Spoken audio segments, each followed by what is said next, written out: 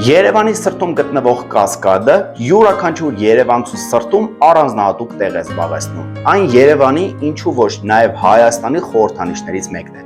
Մեր հայրենակից Սերգեյ Հարությունյանը, նույն ինքը Սերգեյ Գալեցկին Կրասնոդար քաղաքում ֆանտաստիկ ջրային կասկադ է կառուցել։ Այն գտնվում է Կրասնոդար քաղաքի Գալեցկի պարկում։ Խնդրեմ, վայելեք։